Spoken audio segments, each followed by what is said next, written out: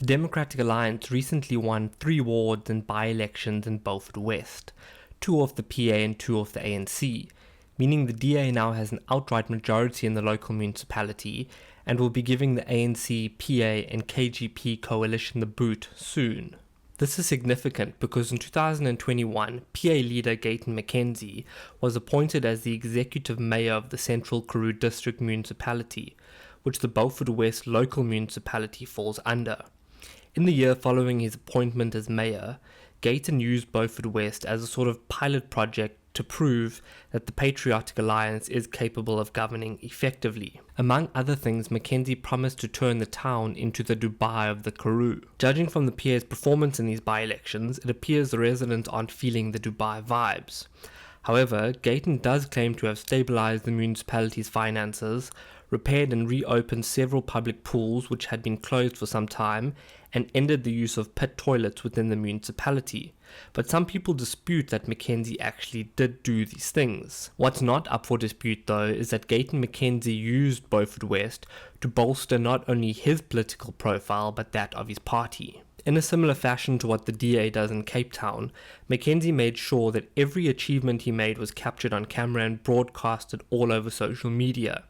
Every time the grass was cut, every time a road was fixed, every time a factory was opened, Gayton Mckenzie was there with cameras to show what is possible if you vote for him and his party. This turned out to be a hugely successful strategy. Within a year, Mckenzie went from that guy who came to your high school once and told you scary stories about jail to a bona fide politician who was the voice of a community which had long been neglected. At least that's how it is portrayed on social media. Because while Gayton's undertakings in Beaufort West are very popular on Twitter, they are seemingly less popular with residents of the town.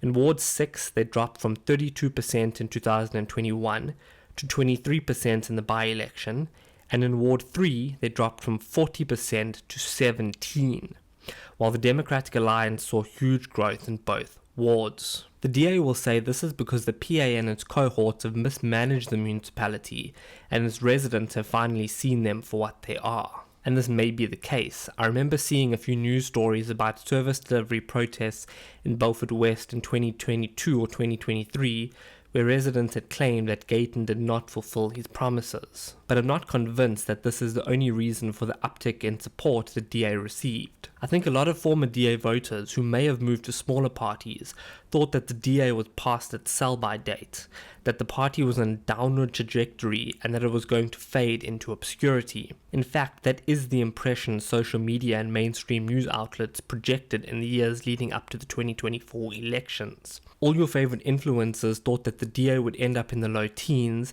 and the EFF would become the official opposition. Now, as humans, we naturally want to be on the winning side.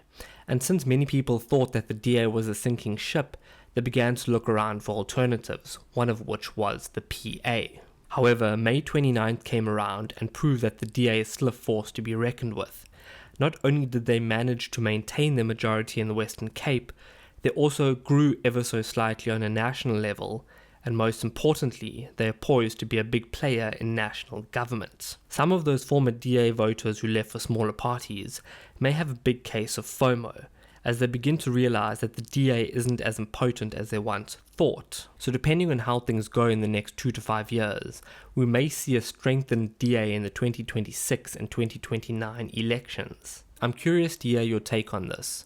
Why do you think the PA performed so poorly in their flagship municipality while the DA saw such a surge? Drop your thoughts in the comments below. And a huge thank you to the 100 plus subscribers who have joined our channel. We hit the 100 mark just a few days ago and have already grown past that. Your support is truly appreciated. If you haven't subscribed yet, now would be a great time to join us. Thank you for being here.